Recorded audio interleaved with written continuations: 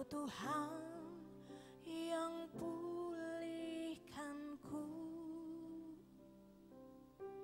Kau Yesus yang sembuhkanku. Kau sanggup limpahkan kebutuhanku, Yesus.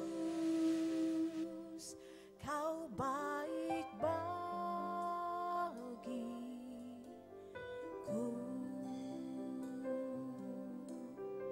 Mari bersama katakan, Kau Tuhan. Kau Tuhan yang pulihkanku, Kau Yesus yang sembuhkanku. Kau sanggup limpahkan kebutuhanku, Yesus. Kau baik bagiku.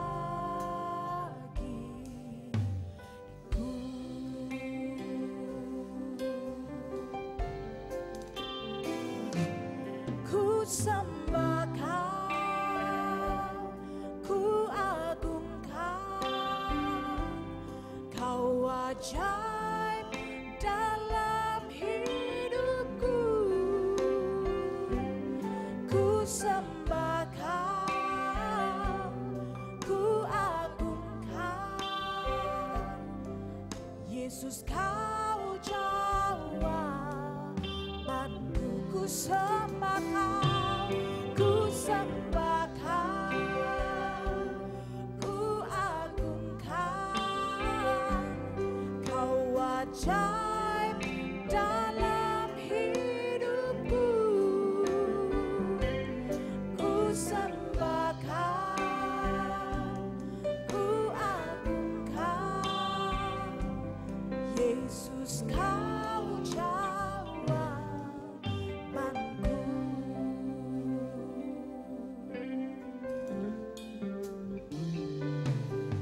Kau Tuhan yang pulihkanku,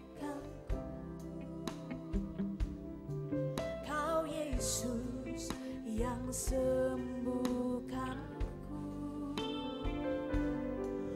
Kau sanggup limpahkan kebutuhanku,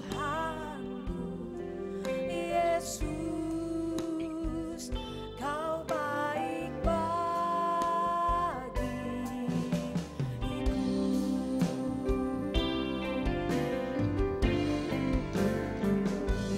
Ku sembah Kau, ku agungkan, Kau ajaib dalam hidupku.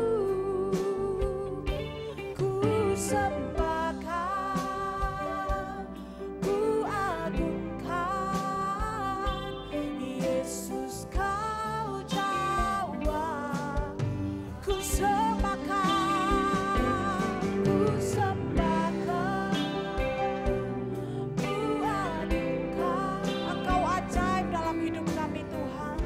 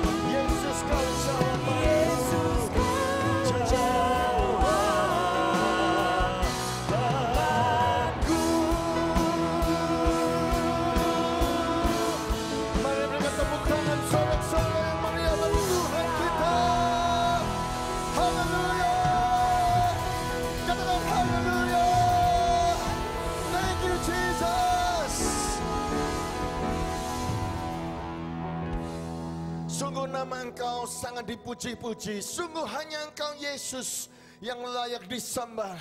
Sungguh hanya Engkau satu-satunya jawaban kami, sumber pengharapan kami, sumber kekuatan kami, sumber berkat kami, sumber mujizat kami. Sungguh hanya Engkau Tuhan yang bisa menjawab setiap doa-doa yang sudah kami naikkan. Terima kasih ya Tuhan untuk segala berkat, pujian, anugerah yang sudah Engkau berikan kepada kami semua. Sekarang tiba saatnya, saat yang kami tunggu-tunggu, yaitu untuk mendengarkan firman-Mu. Sampaikanlah isi hati-Mu ya Tuhan. Kami siap mendengarnya di dalam nama Tuhan kami tercinta, Tuhan kami Yesus Kristus.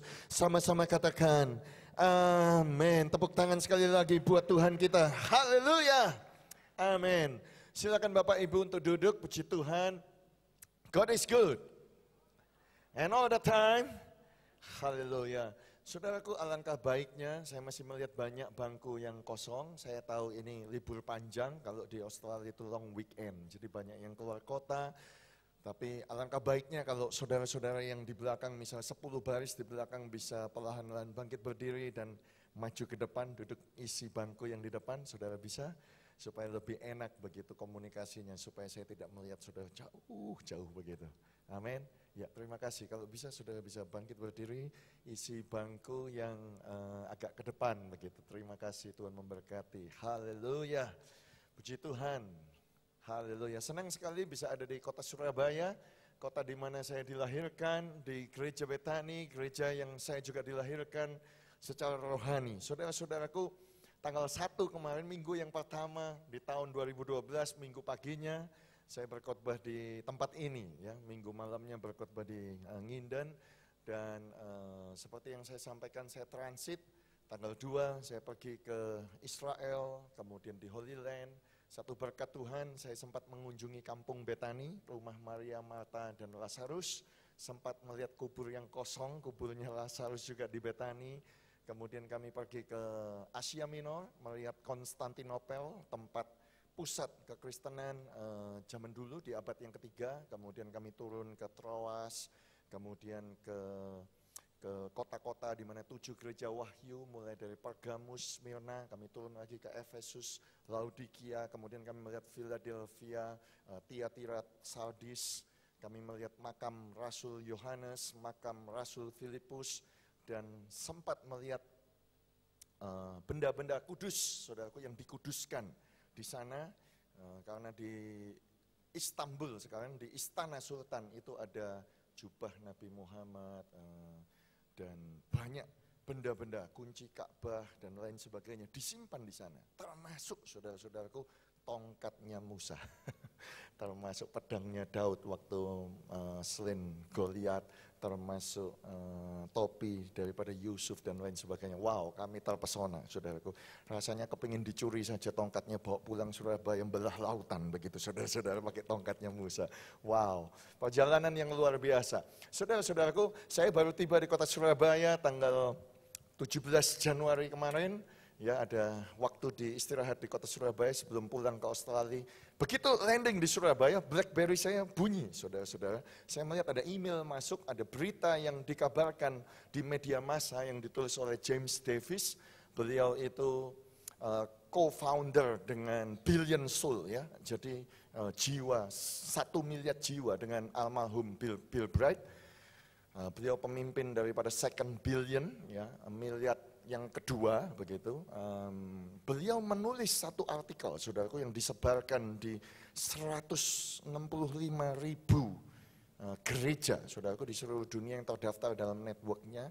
Beliau menulis satu artikel, The 10 Global Churches that larger than the America's largest. Artinya, saudaraku, ada 10 gereja global yang sedunia yang lebih besar daripada gereja-gereja terbesar di Amerika. Jadi kalau di gereja di Amerika terbesar itu Joel Austin 43.500 dan lain sebagainya, ada 10 gereja global yang lebih besar daripada gereja terbesar di Amerika. Waktu saya baca, saya lihat listnya, saudaraku. Nomor 1, Dr. Choi Yong-hee, South Korea. Edward Johan dari Chili, kemudian Oyedepo, Bishop Oyedepo, Nigeria, kemudian apalagi saudaraku, Dimohan pernah khotbah di Surabaya, India, gereja terbesar di India, kemudian Konghi, gereja terbesar di Singapura, David Sobripena, Filipina, kemudian El Salvador, saudara-saudara. Waktu saya lihat list itu, saudaraku, saya bangga sekali jadi orang Indonesia karena nama Alex Tanusa Putra, gereja Betani Indonesia masuk di sana, saudaraku, sebagai gereja yang terbesar. Oh haleluya, tepuk tangan yang meriah buat Tuhan kita. Haleluya. Luar biasa sekali. Saya bangga sekali saudaraku menjadi orang Betani. Seluruh dunia bisa melihat bahwa sungguh-sungguh di tengah-tengah Indonesia ada gereja yang luar biasa dipakai Tuhan. Wow, dahsyat sekali saudara-saudara. Nanti saya sudah minta izin ke Om Alek untuk itu dipublikasikan, diterjemahkan di dalam bahasa Indonesia, nanti akan masuk tabloid Betani yang akan datang. Jadi saudara-saudaraku waktu itu ditulis, itu wah menghebohkan saudara-saudara. Ya, puji Tuhan, saya rasa itu kesan dari saya. Mari kita buka bersama-sama Kisah Rasul pasal yang kedua. Kita akan membaca ayat yang ke-17 dan ayat yang ke-18. Kisah Para Rasul pasal yang kedua ayat yang ke-17 dan yang ke-18. Yang sudah dapat katakan amin. Mari kita baca bersama-sama. 1, 2, 3. Akan terjadi pada hari-hari terakhir, demikianlah firman Allah, bahwa aku akan mencurahkan rohku ke atas semua manusia. Maka anak-anakmu laki-laki dan perempuan akan bernubuat, dan teruna-terunamu akan mendapat penglihatan-penglihatan, dan orang-orangmu yang tua akan mendapat mimpi. Juga ke atas hamba-hambaku laki-laki dan perempuan akan kucurahkan rohku pada hari-hari itu, dan mereka akan bernubuat. Amin. Saudara-saudaraku yang kekasih, pada malam hari ini saya mau berbicara tentang topik kuasa daripada Roh Kudus. Semua berkata kuasa. Semua berkata power. Kisah Rasul 1 ayat 8 berkata, but you shall receive power when the Holy Spirit has come upon you. Tetapi engkau akan menerima kuasa, engkau akan menerima dunamis, engkau akan menerima dynamite. Saudaraku, engkau akan menerima power ketika Roh Kudus turun atas engkau. Dan engkau akan menjadi saksiku di Yerusalem, di Judea, di Samaria, dan sampai kepada ujung bumi. Haleluya. Saudara-saudaraku, dikatakan pada waktu hari Pentakosta, Alkitab berkata, saudaraku, Yesus menampakkan diri kepada lebih dari 500 orang, saudaraku. Sayangnya hanya ada 120 orang yang menunggu di dalam hadirat Tuhan. Mereka sedang berdoa di upper room, di kamar loteng. Saudara-saudaraku, Pak Alex berkata bahwa untuk mencapai golden years tahun ini, kita harus still in God's presence. Kita harus tetap tinggal di dalam hadirat Tuhan. Kita harus masuk, tinggal tetap di dalam hadirat Tuhan. Kenapa saudaraku? Karena ada 380 murid-murid yang tidak mau tinggal di dalam hadirat Tuhan. Ada lebih dari 380 orang, saudaraku, yang tidak mau menanti-nantikan kuasa itu turun, saudaraku. Tetapi ada 120 orang, saudaraku, yang menanti-nantikan dalam hadirat Tuhan. Mereka menunggu-nunggu, saudaraku. Mereka berdoa, mereka tetap tinggal di dalam hadirat Tuhan. Dan apa yang terjadi? Alkitab berkata ketika mereka ada di dalam hadirat Tuhan, ketika mereka tinggal berdoa, saudaraku, Alkitab berkata tiba-tiba turunlah dari langit suatu bunyi seperti tiupan angin keras yang memenuhi seluruh rumah di mana mereka duduk. Dan tampaklah kepada mereka lidah-lidah seperti nyala api yang bertebaran dan hinggap pada mereka masing-masing. Maka penuhlah mereka dengan Roh Kudus. Wow, saudara-saudaraku, waktu saya melihat ayat ini, saudara-saudaraku, saya agak terkejut. Karena apa, saudara? Ketika Roh Kudus turun, ketika Roh Kudus memenuhi kita, saudaraku, dikatakan lambangnya adalah lidah api. Wow. Saya bertanya, Tuhan, kenapa kok enggak modelnya kok lidah begitu? Kenapa enggak seperti Tuhan Yesus saja? Ketika Tuhan Yesus dibaptis di sungai Jordan. Dan ketika dia keluar dari air, Alkitab berkata, terbukalah langit. Dan turunlah, dan ada suara dari langit berkata, inilah anakku yang kukasihi. Kepadanya lah aku berkenan. Dan turunlah Roh Kudus. Dikatakan dalam rupa atau bentuk seperti burung merpati. Wah, kan bagus saudara, turun seperti burung merpati begitu. Tapi ini lidah. Saya bertanya kenapa Tuhan enggak bentuknya seperti singa begitu, di atas kepala kita ada gambaran singa begitu saudara. Begitu. Kan lebih keren gitu, lebih cool begitu daripada bentuknya lidah. Tetapi saudara-saudaraku, saya percaya ada satu maksud yang Tuhan mau nyatakan kepada kita. Ketika Roh Kudus menguasai kita, kuasa pertama yang Tuhan mau berikan kepada saudara dan saya adalah kuasa di dalam lidah kita. Yang percaya katakan amin. Saudara-saudaraku, dikatakan saudaraku, mereka mulai berkata-kata di dalam bahasa-bahasa lain seperti yang diberikan oleh Roh itu kepada mereka untuk mengatakannya. Saudaraku dengar.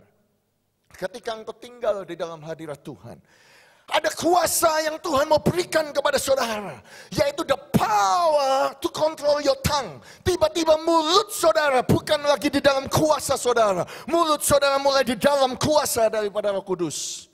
Sebagai gereja Pentekostal karismatik, salah satu doktrin kepercayaan kita adalah we believe in the baptism of the Holy Spirit with the first physical initial evidence of speaking in tongue. Saudaraku, sebagai gereja Pentekostal karismatik, salah satu statement kepercayaan kita adalah kita sangat mempercayai baptisan Roh Kudus dengan tanda bukti awal secara fisik, yaitu berdoa di dalam bahasa roh. Saudara-saudaraku, saya sungguh percaya itu. Kenapa saudara-saudaraku? Karena Tuhan mau kuasa itu diberikan melalui mulut saudara. Haleluya. Supaya apa? Supaya lidah saudara di dalam kontrol daripada Tuhan. Saudaraku, Yakobus pasal 3 ayat yang kedua berkata, kalau engkau bisa mengendalikan lidahmu, engkau akan bisa mengendalikan seluruh tubuhmu. Saudara-saudaraku, berapa banyak buah roh?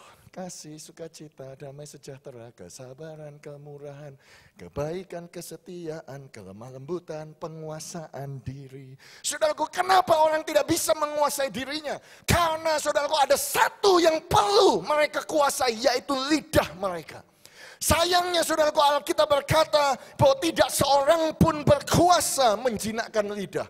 Sebab ia adalah sesuatu yang buas, yang tidak terkuasai, yang penuh racun, yang mematikan.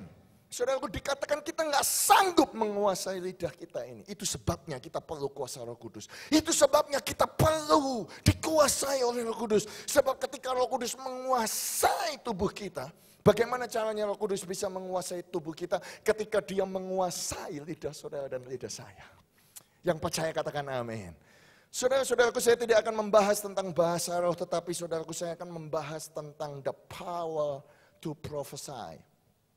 Saya akan berbicara tentang kuasa untuk bernubuat. Saudaraku, dikatakan ketika Roh Kudus dicurahkan, apa yang terjadi saudaraku? Anak-anakmu laki-laki dan perempuan akan bernubuat, saudaraku. Hamba-hambaku laki-laki dan perempuan akan apa?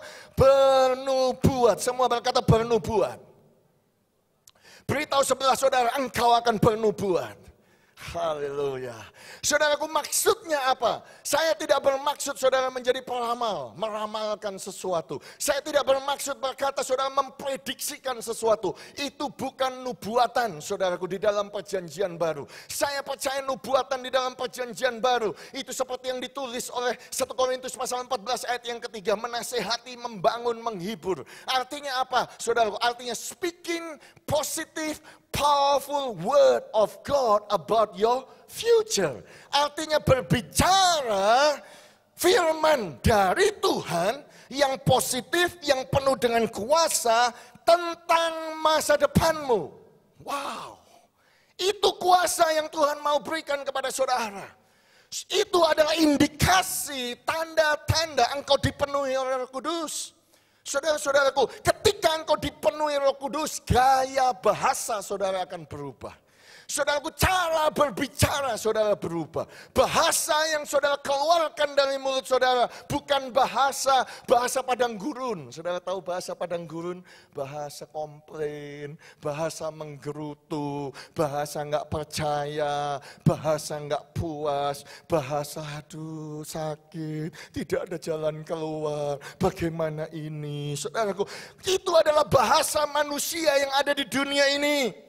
Tetapi saudara perhatikan apa yang terjadi ketika Roh Kudus turun. Ada kuasa yang memenuhi murid-murid daripada Tuhan Yesus. Saudara lihat tokoh daripada Petrus. Petrus sebelum dia penuh dengan kuasa daripada Roh Kudus. Oh, ketika dia di dalam pekarangan, di tengah-tengah pekarangan daripada rumah imam besar Kayafas, ada seorang perempuan muda pelayan lagi, saudara-saudara, bertanya, apakah engkau mengenal Yesus dari Nazaret ini? Petrus bilang, oh tidak, aku tidak mengenalnya. Sumpah aku gak mengenalnya. Dia mulai mengutuk. Saudaraku, itu gaya bahasa Petrus sebelum dia dipenuhi oleh Roh Kudus. Tetapi saudaraku, dikatakan di ayat yang ke-11, baik orang Yahudi maupun penganut agama Yahudi, orang Kreta dan orang-orang Arab, mereka mendengar rasul-rasul itu berkata di dalam bahasa mereka sendiri tentang perbuatan besar yang dilakukan oleh Allah. Saudara perhatikan bahwa murid-murid mulai berbicara tentang keperkasaan Tuhan. Saya bayangkan saudaraku bahwa Petrus berkhotbah dan dia mulai berkata bahwa Tuhan kita Tuhan yang ajaib. Dia adalah Jehovah, Allah Abraham, Isaac, and Jacob. Dia adalah Tuhan. Ketika bangsa Israel bertemu dengan jalan buntu, depannya laut Teberau, kanan kiri gunung, belakang tentara Firaun. Tetapi Tuhan adalah Tuhan yang melakukan perkara besar. Dia membelah laut Teberau. Ketika engkau bertemu dengan jalan buntu, dia membelah lautan untuk engkau. Dia membelah sungai Jordan untuk engkau. Dia menghancurkan tembok Jericho untuk engkau. Dia memberikan 10 tulah kepada bangsa Mesir untuk engkau. Jika engkau percaya Tuhan akan melakukan perkara yang ajaib. Wow, saudara-saudara, khotbah tentang berbicara tentang kuasa Tuhan yang dahsyat. Haleluya. Gaya bahasanya mulai berubah. Hari ini saya berdoa supaya saudara jemaat Gereja Betani Indonesia yang ada di Sukomandunggal ini, saudaraku, saudara yang tidak lagi liburan, tetapi saudara datang di doa malam ini. Target saya, doa saudara pulang dari tempat ini, saudara punya gaya bahasa. Saudaraku, cara saudara berbicara berubah. Diurapi oleh kuasa Tuhan. Lidah saudara penuh dengan kuasa. Yang percaya katakan amin. Tepuk tangan yang meriah buat Tuhan kita. Haleluya. Artinya apa? Artinya ketika engkau mengalami persoalan. Ketika tubuhmu mengalami sakit penyakit. Ketika tidak ada jalan keluar, itu keadaanmu, itu yang kau lihat dengan mata jasmani. Tetapi yang keluar dari mulut saudara adalah apa? Aku sembuh oleh biru-biru Yesus. 1 Petrus 24, aku sudah sembuh. Haleluya, Jehovah Rafa, Jehovah Rafa, Jehovah Rafa, Tuhan menyembuhkan. Orang-orang bingung, wow. Karena apa? Karena bahasa saudara berbeda. Keadaanmu dengan ucapanmu berbeda. Keadaanmu mungkin ada banyak gunung hutang, ada banyak tagihan yang tidak bisa engkau bayar, ada banyak masalah, tetapi yang keluar dari mulut saudara adalah apa? Filipi 4 ayat 19, Allahku akan memenuhi, mencukupi segala kebutuhanku menurut kekayaan dan kemuliaannya dalam Kristus Yesus. Wah, orang bingung, bagaimana engkau bisa bayar? Bagaimana engkau punya persoalan yang buruk yang keluar dari mulut saudara, saudara tidak komplain, saudara tidak bimbang, saudara tidak ragu-ragu. Yang keluar dari mulut saudara, Jehovah Jireh, Jehovah Jireh, Jehovah Jireh. Tuhan pasti menyediakan, Tuhan pasti mencukupi. Yang percaya katakan amin. Haleluya. Oh, secara manusia, usiamu sudah bertambah. Tetapi saudaraku saudara nggak ngomong begini, aduh jodohku gimana, kok nggak datang-datang. Ya, toh, ada di sini yang sedang mencari jodoh, lambaikan tangan saudara yang sedang mencari jodoh. Duh, nggak ada. Kata doa, saudara. Saudara sedang mencari jodoh misalnya. Bagaimana? Tetapi saudaraku, perkataan yang saudara keluarkan adalah apa? Aku percaya Tuhan akan berikan yang terbaik. Aku sedang menanti-nantikan janji Tuhan. Aku sedang percaya bahwa Tuhan akan mengirimkan jodoh yang terbaik, yang cinta Tuhan, yang sungguh-sungguh melayani Tuhan. Haleluya. Ucapan saudara berubah dan ucapan saudara diurapi oleh kuasa Tuhan.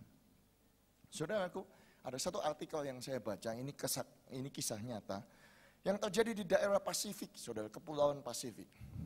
Saudaraku, zaman dulu itu tidak ada teknologi seperti zaman sekarang. Kalau zaman sekarang saudara mau potong pohon yang besar, bagaimana caranya? Saudara, kalau saya di Australia, saya akan pergi ke Bunnings Shops gitu ya, hardware shop. Kalau di Indonesia itu Ace Hardware begitu. Saya akan beli gergaji mesin begitu, saudara-saudaraku. Kemudian saya akan nyalakan gergaji itu, akan bunyi.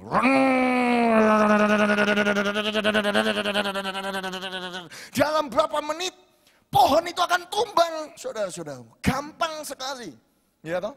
Kalau pohonnya kecil ya pakai kapak begitu. Pertanyaan saya adalah, bagaimana caranya menumbangkan pohon yang besar kalau tidak punya alat, tidak punya kapak, tidak punya teknologi besi, tidak punya teknologi listrik? Bagaimana caranya? Halo, ada orang berkata kepada saya, loh Pak, zaman batu itu kalau nebang pohon pakai batu. Ya memang bisa, saudara-saudara.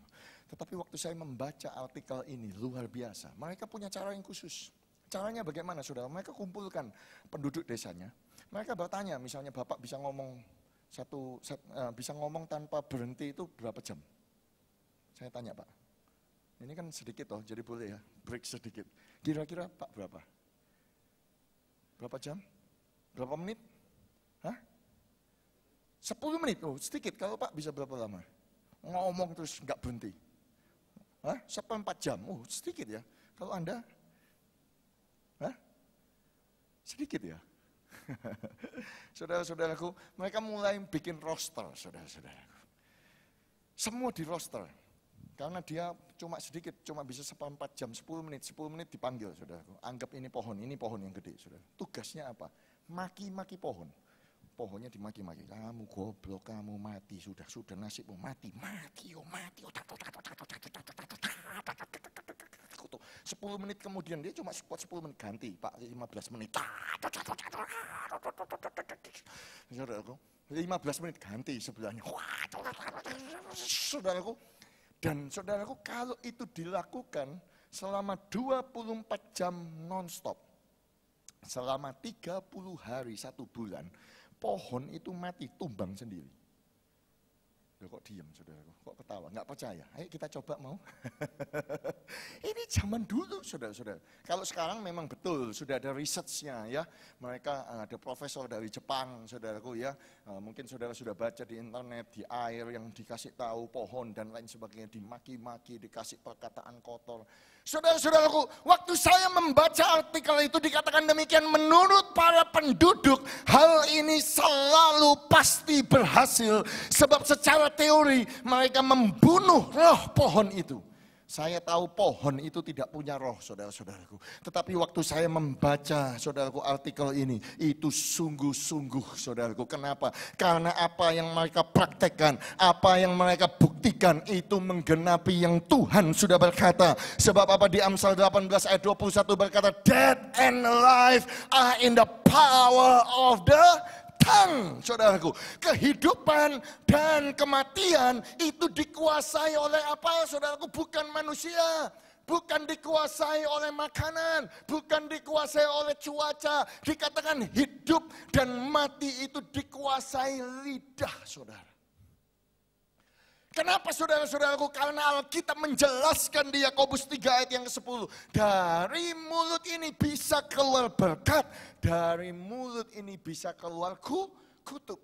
Apa yang dilakukan oleh orang di Kepulauan Pasifik? Mereka tahu bahwa kehidupan dan kematian itu dikontrol oleh lidah. Mereka tahu kalau mereka mengutuki, terjadilah seperti yang mereka kutuki. Itu sebabnya mereka mengutuki pohon itu dan pohon itu mati. Saudara-saudaraku, demikianlah sebaliknya. Kalau itu bisa terjadi, saudara-saudaraku, alangkah baiknya ketika engkau dipenuhi oleh Roh Kudus, engkau sudah mulai mengucapkan kata-kata iman, kata-kata daripada firman Tuhan, kata-kata yang dari Tuhan, yang positif, yang powerful tentang masa depan saudara. Dan ketika engkau ucapkan itu pasti akan terjadi. Yang percaya katakan amin. Sebab kuasa Roh Kudus menyertai engkau. Haleluya! Itu sebabnya saudara-saudara penting sekali saudara datang ke gereja. Seperti gereja Betani. Saudara tidak salah datang ke gereja Betani. Karena gembala senior kita saudaraku. Selalu saudaraku orang yang di mimbar ini. Selalu menyatakan saudaraku the power to prophesy. Saudaraku dia selalu mengucapkan kata-kata yang positif. Enggak ada di mimbar ini pendeta saudaraku. Dosa. Kualat terkutuk kamu.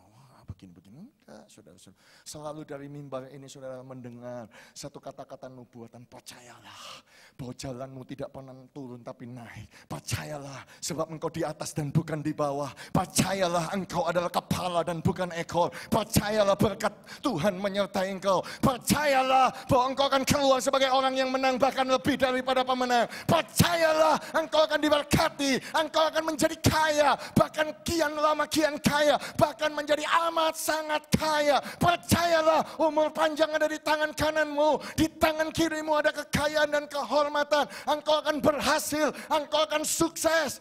Haleluya. Bukankah itu yang diucapkan dari mimbar ini? Bukankah ketika saudara masuk gereja ini, saudara melihat satu statement successful Bethany family?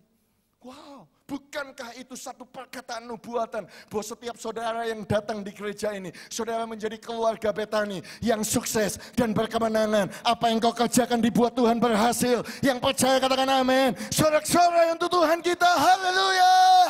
Haleluya. The power to prophesy. Yang kedua saudaraku, saya mau berbicara tentang the power to dream dreams. Kuasa untuk bermimpi. Saudaraku, dikatakan ketika Roh Kudus turun, dikatakan terunamu akan mendapat penglihatan. Dikatakan orang tuamu akan mendapatkan mimpi. Saudara-saudaraku, saya percaya setelah engkau menerima kuasa Roh Kudus, tanda awal engkau berdoa dalam bahasa roh. Setelah itu saudaraku, gaya bahasa saudara berubah. Saudara mulai bernubuat, oh haleluya. Saudara mulai berkata-kata jodohku pasti datang dalam nama Yesus. Saudara mulai berkata aku pasti sembuh di dalam nama Tuhan Yesus. Saudara mulai berkata Tuhan pasti buka pintu di saat tidak ada pintu. Oh haleluya. Tuhan pasti membuka jalan di saat tidak ada jalan. Bahkan di padang gurun pun aku akan menemukan jalan raya. Di tempat kekeringan aku akan menemukan sumber air. Gaya bahasa saudara mulai berubah. Saudara mulai bernubuat, berkata-kata firman Tuhan yang powerful, yang positif tentang masa depan saudara. Dan percayalah, karena kuasa daripada Roh Kudus, apa yang kau ucapkan itu akan terjadi. Haleluya. Setelah itu saudara-saudaraku, saudara akan mendapatkan penglihatan. Semua berkata penglihatan. Katakan bersama dengan saya mimpi. Katakan bersama dengan saya wahyu. Oh haleluya. Haleluya. Ini penting sekali. Alkitab mengingatkan kepada kita, saudaraku, bila tidak ada wahyu, menjadi liarlah rakyat. Tetapi saudara, terjemahan Amsal 29 ayat 18 itu agak keliru. Sebetulnya Inggrisnya berkata, where there is no vision, the people perish. Di mana tidak ada visi, manusia itu binasa. Wow, statement yang luar biasa. Satu peringatan yang keras kepada jemaat Tuhan. Kalau engkau tidak punya visi, tidak punya mimpi, tidak punya penglihatan dan wahyu, dengar, engkau bisa binasa, saudara-saudara. Itu sebabnya kita perlu tinggal dalam hadirat Tuhan. Itu sebabnya kita perlu dikuasai oleh Roh Kudus supaya kita mendapatkan kuasa. Prophesy, kuasa, the power to dream dreams. Saya jadi teringat kisah, saudaraku, daripada Daniel. Daniel ini orang yang luar biasa. Dia lebih hebat kalau menurut saya daripada Yusuf. Kenapa, saudaraku? Yusuf adalah orang yang luar biasa. Dia mengartikan arti mimpi. Ketika di dalam penjara juru minuman raja dan juru makanan raja bermimpi, Yusuf bisa menerjemahkannya. Ketika Raja Fir'aun bermimpi, dia tidak tahu artinya, Yusuf bisa menerjemahkannya. Tetapi saya sadar bahwa menerjemahkan mimpi itu bukan pekerjaan terlalu sulit. Kenapa saudaraku sebagai gembala sidang, banyak jemaat saya yang bermimpi. Dan kalau mereka bermimpi datang kepada gembalanya, Pak, aduh Pak, saya bermimpi demikian. Apa? Saya tanya, mimpimu apa? Mereka berkata, wah contoh, sudah, saya bermimpi di satu rumah. Terjadi kegelapan. Kemudian saya melihat pintu, saya melihat ini gampang menerjemahkan. Saya berdoa. Saya berdoa, saya berkata rumah, Alkitab berkata gambaran ini, ya selalu ada dasar firman Tuhannya. Itu artinya begini, firman Tuhan begini, ada cerita seperti ini, itu maksudnya begini, gampang saudara-saudara. Tapi kalau Daniel susah, kenapa saudaraku? Satu ketika Raja Nebukadnezar, pemimpin tertinggi dari Babilonia, kerajaan yang menguasai dunia, dia bermimpi. Dan dia tidak tahu artinya, dia memanggil semua ahli di seluruh kerajaannya, saudara-saudara. Dan dia berkata, ayo ceritakanlah mimpiku itu dan berikanlah aku maknanya. Semua ahli itu berkata, ya Raja, ceritakanlah kepada kami mimpimu itu. Kemudian kami akan cerita maknanya. Raja itu berkata, kok enak. Kalau aku cerita mimpiku, kamu akan menerjemahkan seenak-enaknya saja. Raja ngomong, gak bisa, engkau harus kasih tahu mimpi, aku itu mimpi apa tadi malam misalnya, saudara-saudara. Dan artinya, semua ahli berkata, wah mana bisa, gak mungkin itu bisa terjadi. Saya juga setuju, gak mungkin saudara, menurut saya. Kalau ada jemaat saya berkata, Pak Hanan, tolong artikan mimpi saya. Ya saya bilang, oke, cerita dulu mimpinya. Dia ngomong, Pak Hanan harus tahu saya tadi malam mimpi apa, ceritakan mimpi saya itu mimpinya apa, dan kemudian ceritakanlah artinya. Itu pekerjaan yang sukar, saudara-saudaraku. Betul dah? Halo? Pernah gitu, saudara? Pernah melayani jemaat seperti itu? Enggak mungkin bisa kita, saudara-saudaraku, ya, atau enggak pengalaman. Tetapi Daniel berdoa kepada Tuhan dan Tuhan menyingkapkan rahasia yang luar biasa. Daniel datang kepada Raja Nebukadnezar dan berkata, Raja, mimpimu itu seperti ini. Artinya seperti ini. Kaget Raja Nebukadnezar, kok bisa ada orang yang tahu mimpinya apa? Tentunya dia percaya itu artinya. Saudara-saudaraku, tetapi ada satu perkataan Raja Nebukadnezar. Waktu saya membaca ayat itu menyentuh hati saya, saudaraku. Perkataan itu demikian tercatat dalam Daniel pasal 2 ayat yang ke-5.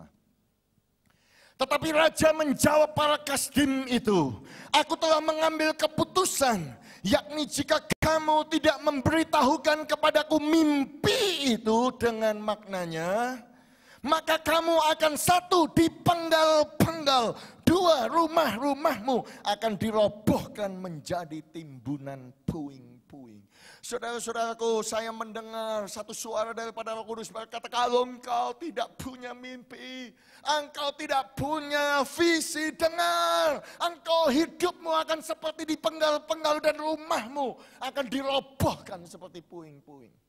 Tetapi dengar saudara-saudaraku, Nebukadnezar berkata demikian. Tetapi jika kamu dapat memberitahukan mimpi itu dengan maknanya, maka kamu akan satu menerima hadiah-hadiah, dua menerima pemberian-pemberian, tiga menerima kehormatan yang besar daripadaku.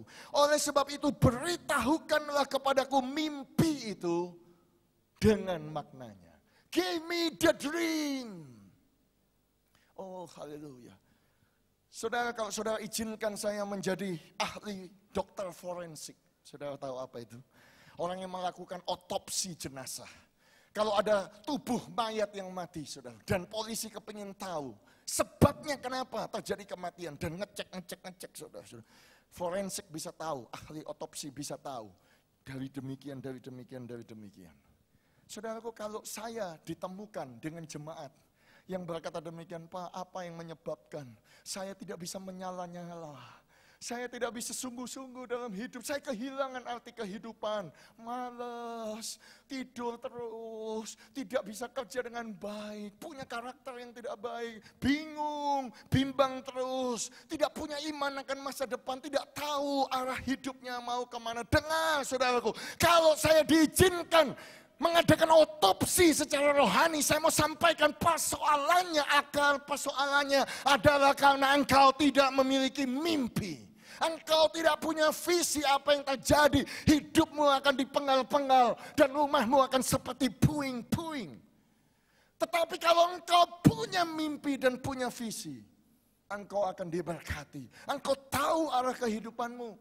Kenapa saudaraku? Karena orang yang tidak punya wahyu dan visi, dia tidak punya tujuan dalam kehidupannya. Dan kalau dia tidak punya tujuan dalam kehidupannya, dia tidak punya target, dia tidak punya goal, dan dia kehilangan visinya. Dan kalau dia sudah kehilangan satu visi, dia akan kehilangan pengharapan. Dan kalau dia kehilangan pengharapan akan masa depannya, dengar saudaraku, dia akan kehilangan kuasa pada saat ini.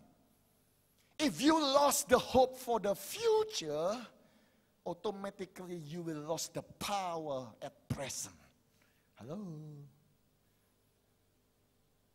Kalau mimpimu rusak, mimpimu sudah terkubur, visimu hilang, engkau akan kehilangan value dalam kehidupan. Engkau akan berjalan di dalam kegelapan. Dan dengar saudaraku, nothing is worse than a dreamless life. Tidak ada yang lebih buruk daripada kehidupan tanpa visi. Bulan Oktober saya ke Korea, saudara. Saya mewakili Pak Alex. Sebetulnya Pak Alex itu kan sebagai member board, saudaraku, daripada Church Growth International, satu organisasi pendeta mega-mega churches di seluruh dunia kumpul di Korea. Harusnya Pak Alex berkhotbah di Yoido Full Gospel, di gereja terbesar di dunia. Beliau batal, saudara-saudaraku ya. Ini mumpung nggak ada Pak Alex, saudaraku.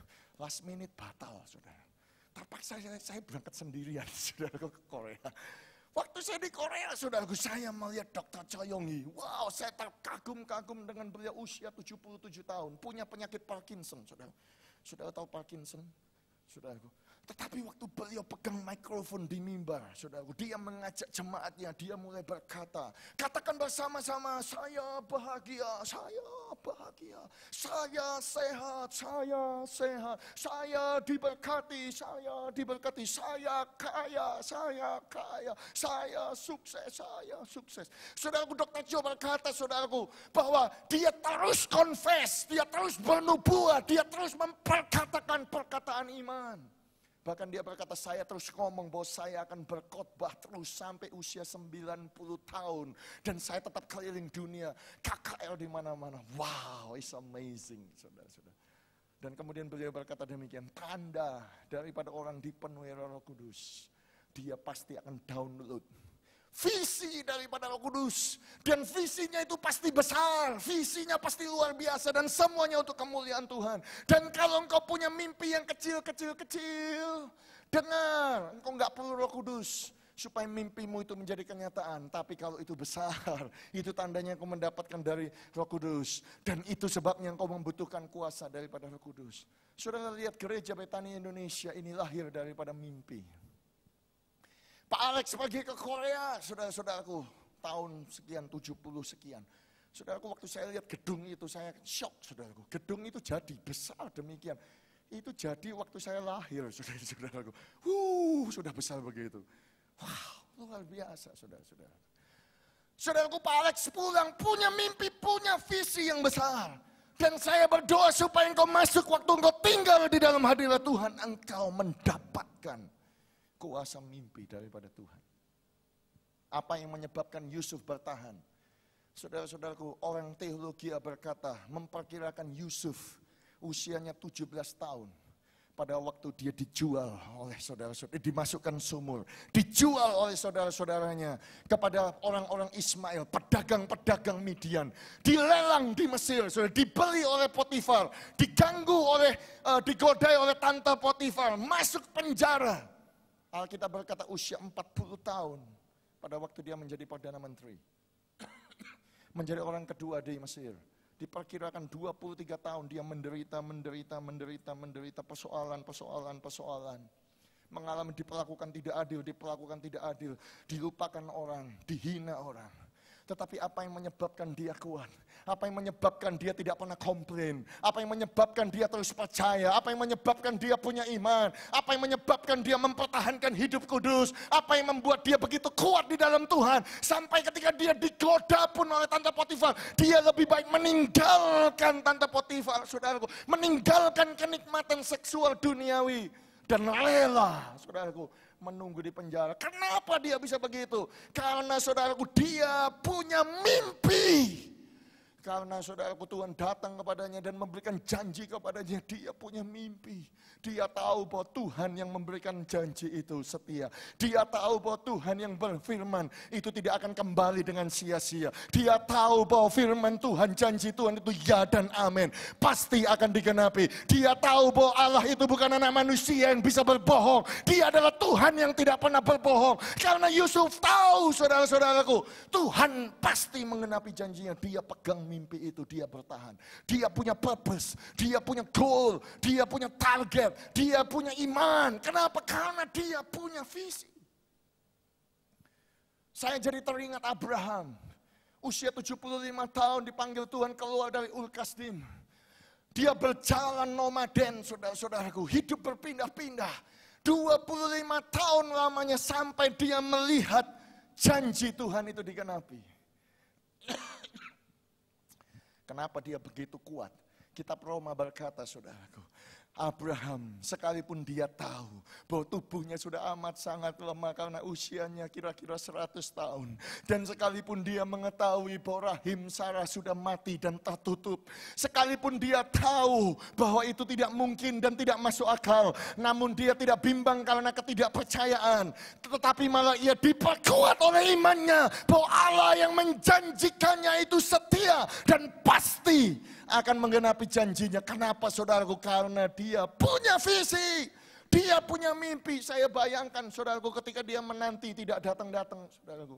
Oh, pada waktu dia keluar, saudaraku, dia melihat pasir di bawah.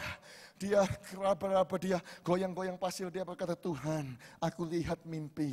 Aku lihat satu visi bahwa keturunanku akan seperti pasir di lautan banyaknya. Oh, haleluya. Tiap malam dia tidak langsung tidur, dia keluar tendanya. Dia melihat di langit, dia melihat bintang. Dia coba hitung, dia tidak bisa. Dia percaya keturunanku akan seperti bintang di lautan. Ketika dia berjalan, saudaraku, rahim Sarah tertutup. Tetapi perkataan yang dia keluarkan adalah apa? Namaku bukan lagi Abram, tetapi namaku adalah Abraham, bapak segala bangsa, bapak orang yang percaya, bapak orang beriman. Istriku namanya bukan lagi Sarai, tetapi Sarah, ibu segala bangsa. Oh, haleluya. Dia mulai memperkatakan bahwa janji Tuhan itu ya dan amin. Dia mulai punya kuasa, saudaraku, untuk bernubuat akan masa depannya. Dia punya kuasa untuk bermimpi, mempertahankan visinya. Dia mulai berkata bahwa perkataan Tuhan tidak pernah berlalu. Saudaraku, saya percaya dia mengquote Matius, Markus, dan Lukas yang tiga-tiga menyebutkan langit dan bumi ini akan berlalu, tetapi perkataan Tuhan tidak akan berlalu. Oh, haleluya. Itu yang menyebabkan dia kuat. Yang percaya katakan amin. Haleluya, haleluya. Saya berdoa supaya ketika engkau tinggal dalam hadirat Tuhan, ketika engkau masuk gereja ini, engkau download ada visi yang Tuhan tanamkan dalam hati saudara. Haleluya. Dan kalau itu terjadi, saudara-saudara, dengar, saudaraku, iblis tidak suka saudara menjadi orang yang punya mimpi. Kenapa saya berkata demikian? Saudara-saudaraku, banyak orang berkata kepada saya, ya jelas kalau Yusuf itu dikhianati, dia mau dibunuh, dijual sebagai budak. Karena saudara-saudaranya iri. Betul, saudara-saudaranya iri. Kenapa saudara-saudaranya iri? Karena ayahnya mencintai Yusuf lebih daripada saudara-saudaranya. Kenapa, saudaraku? Bahkan ayahnya membuatkan jubah yang maha indah, the coat of many colors. Tanda bahwa sebetulnya penerus kerajaan daripada Israel, Yakub yang namanya dirubah Israel, itu adalah Yusuf. Saudara-saudaranya iri. Dikatakan, saudaraku, Alkitab berkata demikian, setelah dilihat oleh saudara-saudaranya bahwa ayahnya lebih mengasihi Yusuf dari semua saudaranya, maka bencilah mereka itu kepadanya dan tidak mau menyapanya dengan ramah. Saudaranya benci, betul, iri, betul, karena iri. Tetapi kenapa saudara-saudaranya mau membunuh Yusuf? Karena Yusuf punya mimpi. Dikatakan demikian, pada suatu kali bermimpilah Yusuf. Lalu mimpinya itu diceritakannya kepada saudara-saudaranya. Sebab itulah mereka lebih benci lagi kepadanya. Ayat yang ke-8 berkata, jadi makin bencilah mereka itu kepadanya karena mimpinya. Kalau saudara teruskan, saudara baca, ketika Yusuf datang, saudara-saudara, mereka berkata, lihat pemimpi itu. Mari kita bunuh dia, kita lihat apakah mimpi itu akan menjadi kenyataan atau tidak. Dengar saudara-saudara, ketika engkau punya mimpi dari Tuhan, ketika engkau berkata aku pasti sembuh. Ketika engkau berkata jodohku yang terbaik pasti datang. Ketika engkau berkata aku sedang menanti-nantikan Tuhan membuka pintu. Aku percaya bahwa Tuhan akan memberkati aku dengan dahsyat. Iblis tidak suka. Dan iblis mau membunuh mimpi itu. Tetapi percayalah saudara-saudara, kalau engkau mempertahankan visi itu, engkau tetap tinggal dalam hadirat Tuhan, engkau menerima dunamis kuasa daripada Roh Kudus, percayalah cepat atau lambat mimpi itu, visi yang Tuhan berikan pasti menjadi kenyataan. Yang percaya katakan amin. Tepuk tangan yang meriah buat Tuhan kita. Haleluya. Percayalah, the killer of the dream shall bow down to the dreamer. Saudara, orang yang mau membunuh mimpi itu, sekian tahun, 20, mungkin 20 sekian tahun kemudian, 25 tahun kemudian, kira-kira saudaraku, mereka sujud kepada Yusuf. Mereka yang mau membunuh mimpi itu, mereka sujud kepada pemimpi. Dengar saudara-saudaraku, pada waktu Pak Alex punya mimpi yang besar, orang di Surabaya, bukan hanya di Surabaya, di seluruh dunia, seluruh Jakarta dan lain sebagainya, caci maki, cacut, mereka berusaha membunuh mimpi itu. Ketika Pak Alex mau membangun Menara Jakarta, orang berkata, cacut, nanti Pak Alex jatuh, bunuh diri dari atas kalau tower itu nggak jadi. Saya mau sampaikan kepada saudara, visi yang dari Tuhan itu cepat lambat pasti akan digenapi. Dan semua orang yang cacut itu akan menyembah kepada pemimpi daripada Tuhan. Dan pemimpi itu yang percaya katakan amin. Haleluya, yang percaya katakan amin. Ayo tepuk tangan yang paling meriah buat Tuhan kita. Katakan haleluya.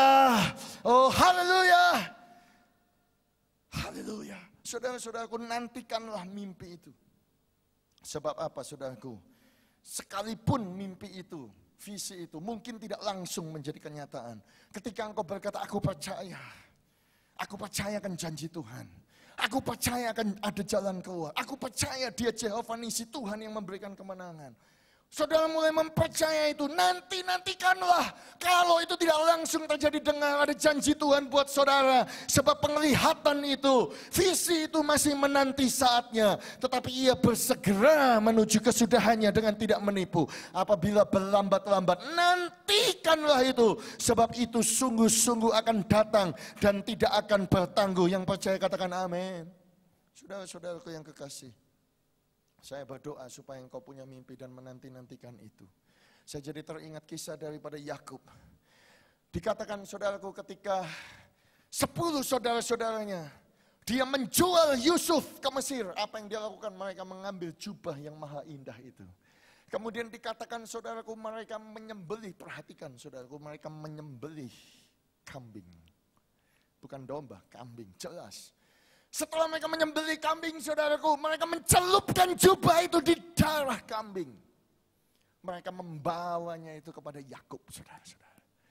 Dan mereka berkata, papi lihatlah ini jubahnya siapa ini. Ketika Yakub melihat itu, saudaraku, dikatakan dia berkata, ini jubah Yusuf. Anakku yang kekasih, tentu dia sudah mati, diterkam binatang buas. Yusuf ditipu sama anak-anaknya. Yusuf tertipu dengan anak-anaknya. Kenapa saudaraku? Karena dia yang menabur, dia akan menuai. Karena Yakub itu menabur kambing, dia menuai kambing. Dengar saudara, saya percaya hukum tabur dan tuai. Kenapa saya berkata demikian? Saudara ingat ceritanya Yakub? Oh dia mau berusaha menjadi apa saudara? Mendapatkan hak kesulungan.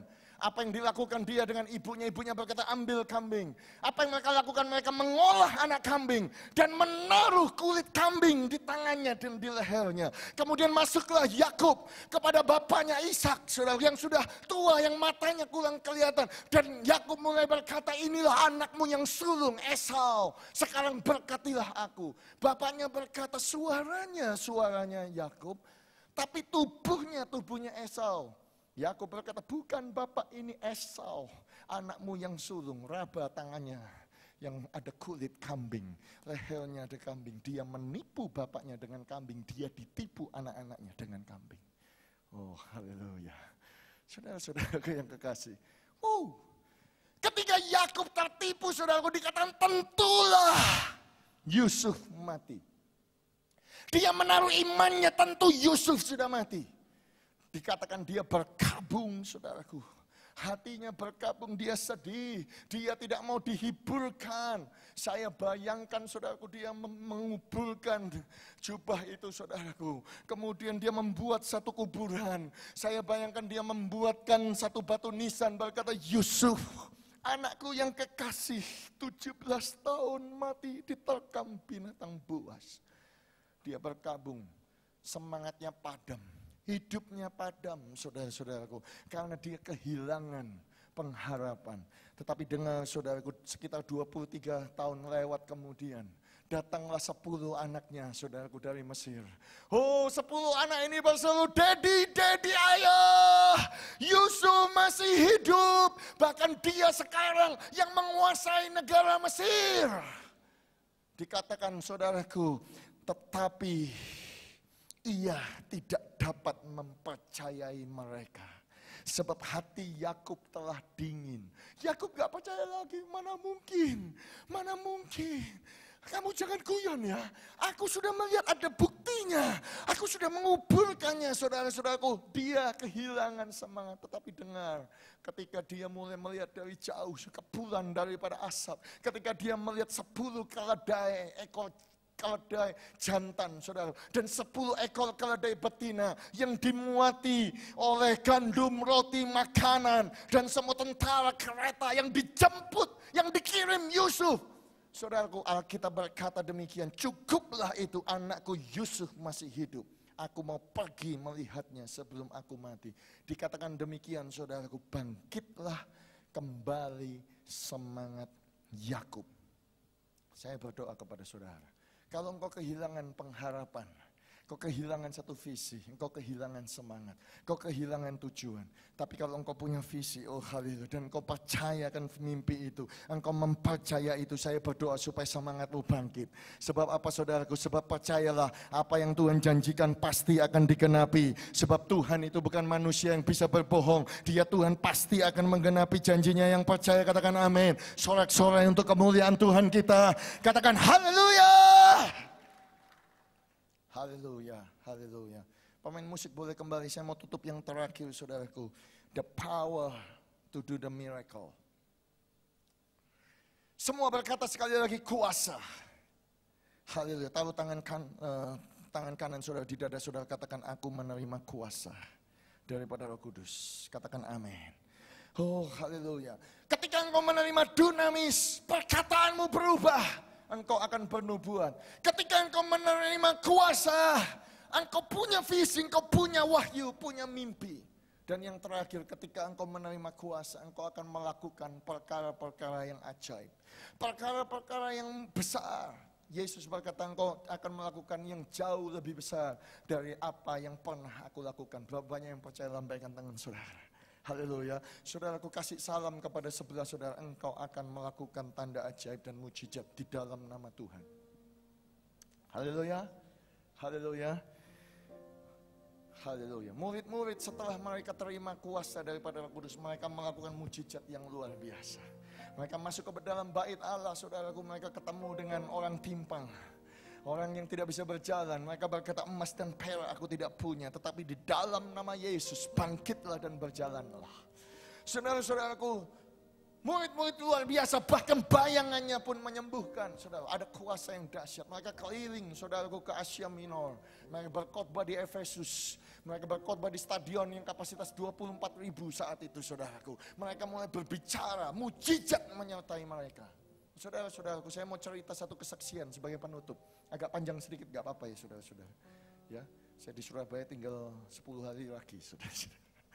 Ya, saudara kan jarang ketemu saya, nanti ketemu saya lagi waktu saya akan membawa 35 anak yatim piatu Watoto Children Choir dari Uganda. Ya, bulan Maret. Nanti mungkin ada acara di sini, ya. Ajak teman-teman saudara itu, tim yang luar biasa akan datang, saudara-saudara.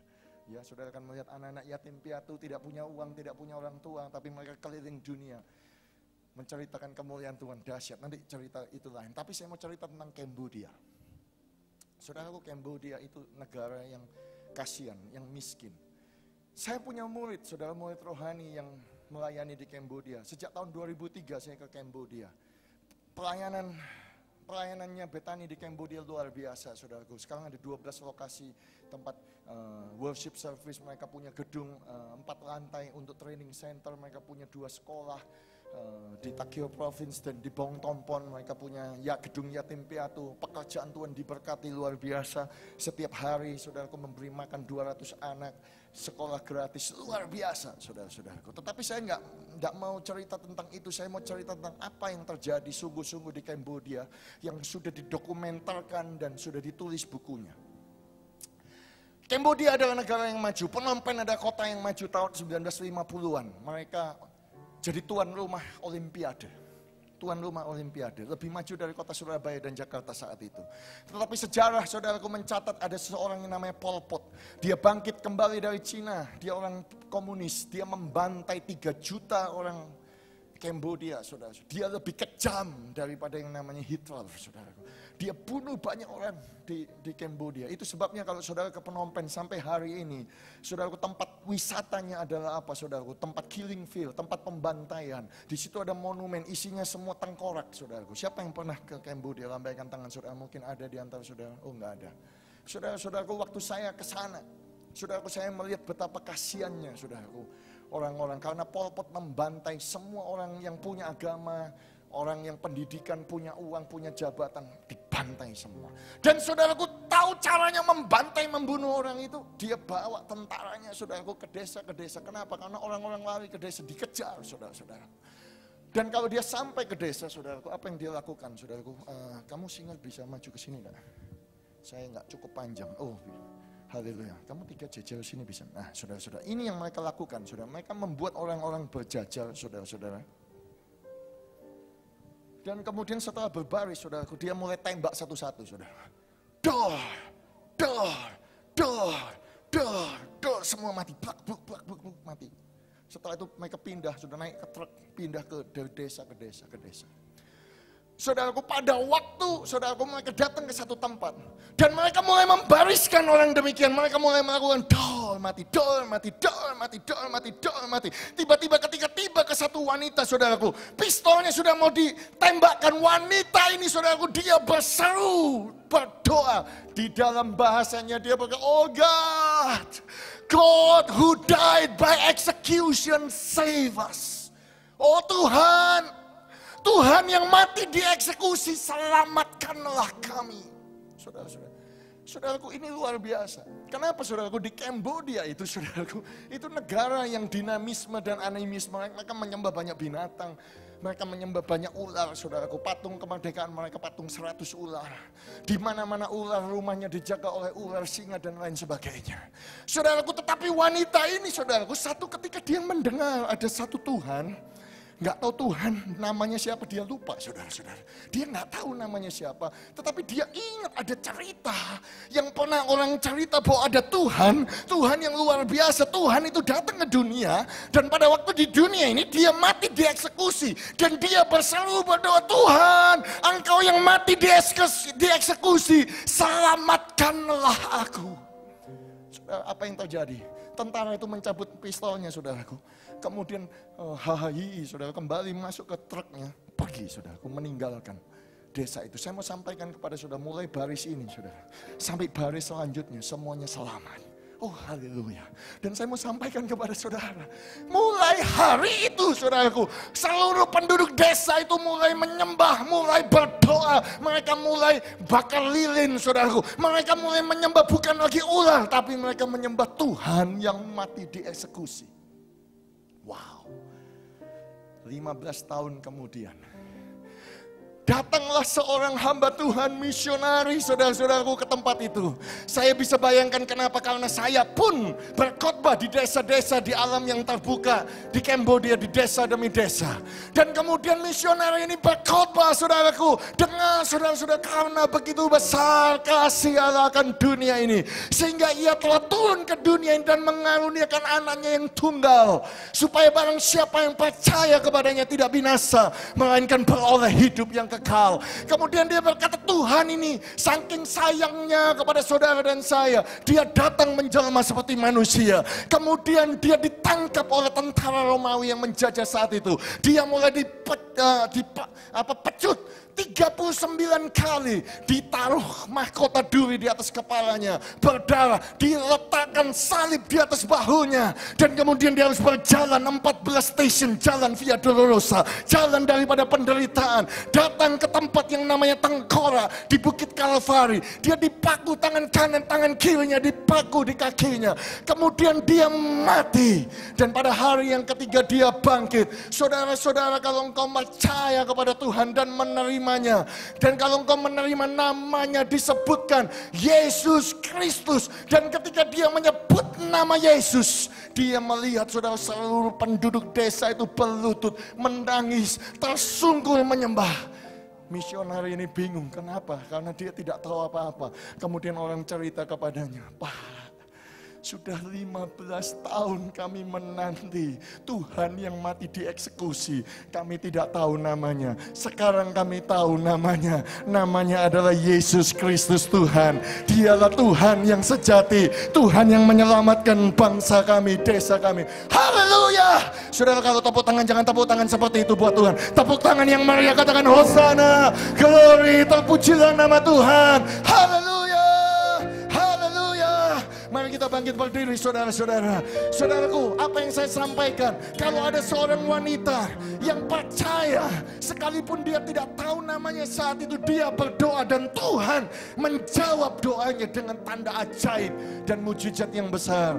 Kalau Tuhan bisa buat itu, Tuhan bisa buat atas hidup saudara. Kalau hari ini saudara berdoa, aku percaya Tuhan, aku percaya bahwa Engkau menebus aku, supaya miskin akan menjadi kaya, supaya yang sakit akan disembuhkan, supaya yang dulu terkutuk akan dipanggil diberkati, supaya semua bangsa menyebut Engkau berbahagia. Yang percaya itu katakan amin. Angkat tangan, kedua tangan saudara dan sembah Dia. Oh haleluya.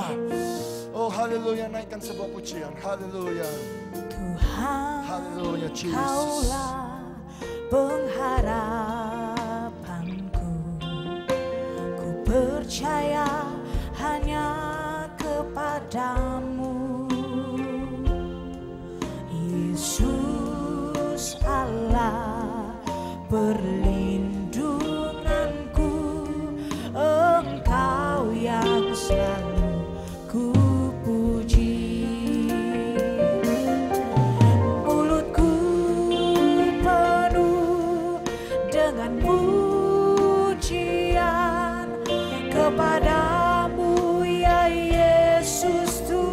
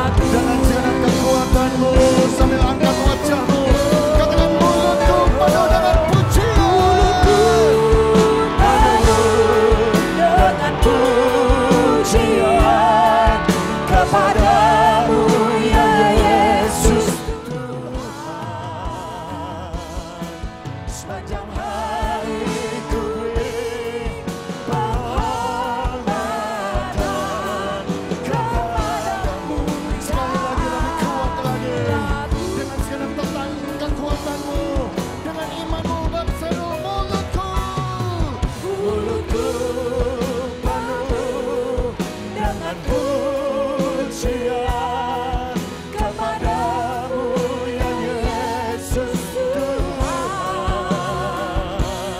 Sepanjang hari ku berhormatan kepadamu ya lagu, kepadamu ya lagu, kepadamu ya lagu.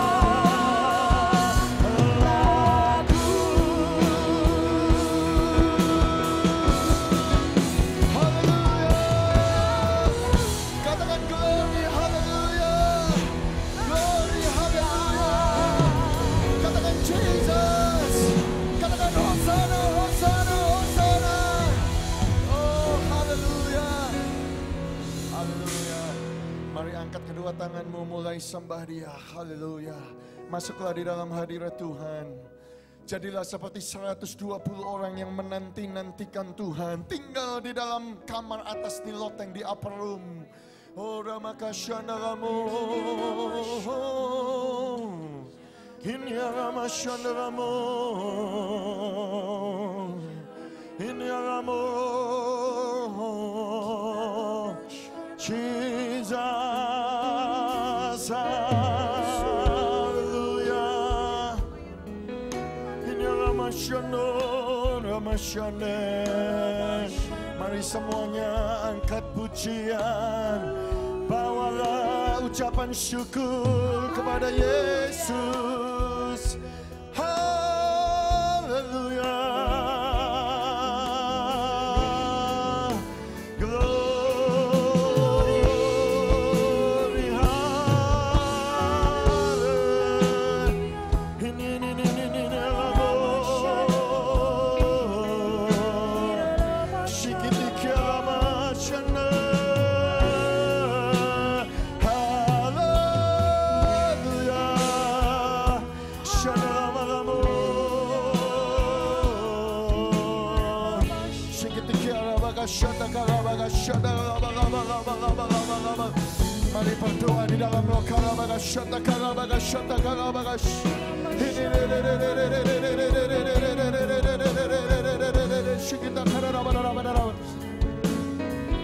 Ketika engkau tinggal di dalam hadirat Tuhan, dengar, engkau akan menerima kuasa. But you shall receive power. Kuasa, kuasa, kuasa. Dalam nama Yesus, dalam nama Yesus, dalam nama Yesus, dalam nama Yesus. Terima kuasa daripada Roh Kudus. Karabagashata. The power to prophesy. Mari lidahmu mulai diurapi oleh kuasa Roh Kudus. Mari semuanya berdoa dalam roh. Lidahmu diurapi oleh kuasa dari Roh Kudus.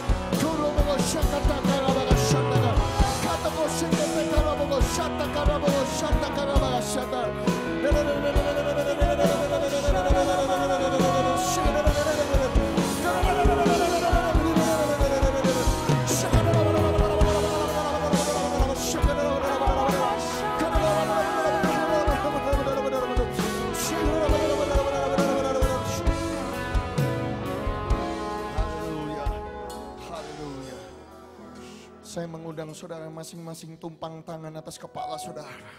Saya percaya saudara, ini saatnya Tuhan akan memberikan kepadamu satu penglihatan, visi, wahyu, mimpi, tujuan, target, goal untuk masa depan saudara. Mari kita download visi daripada Tuhan. Teruna-terunamu, hamba-hambaku, laki-laki dan perempuan, mereka akan bernubuat, mereka akan mendapatkan penglihatan-penglihatan, mereka akan mendapatkan power to dream dreams. Dalam nama Yesus, dalam nama Yesus, engkau akan menerima kuasa untuk melakukan tanda ajaib, kuasa untuk melakukan mujizat. Oh haleluya, kuasa untuk melakukan tanda ajaib. Setiap yang engkau doakan, engkau mengalami mujizat. Haleluya, Tuhan menjawabnya dengan perkara yang luar biasa, dengan perkara yang extraordinary, dengan mujizat yang besar. Haleluya.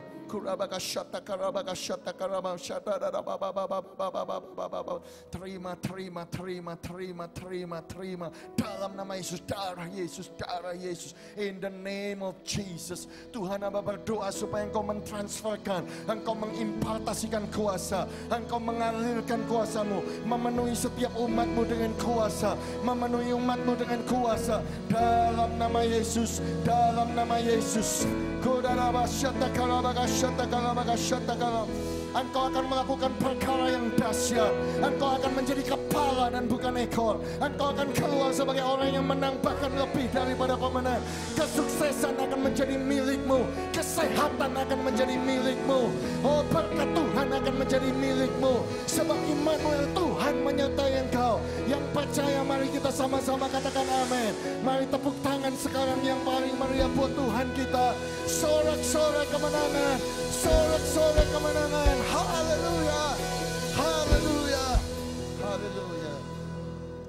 Tuhan, hamba berdoa Tuhan, Engkau sudah memberikan Tuhan jawaban kepada gereja ini melalui gembala senior ya Tuhan, Pak Alex. Hamba berdoa bukan hanya gembalanya yang mengalami mujizat, perkara yang besar, visi yang besar. Hamba berdoa supaya umat-Mu Tuhan pulang dari tempat ini, mereka punya kuasa, melakukan tanda ajaib, memiliki visi, penglihatan, memperkatakan perkara-perkara yang baik dan bernubuat, dan nama Tuhan dipermuliakan. Haleluya. Yang percaya sama-sama katakan amin. Ayo tepuk tangan sekali lagi bagi Tuhan kita. Haleluya, haleluya, amin. Tuhan memberkati saudara.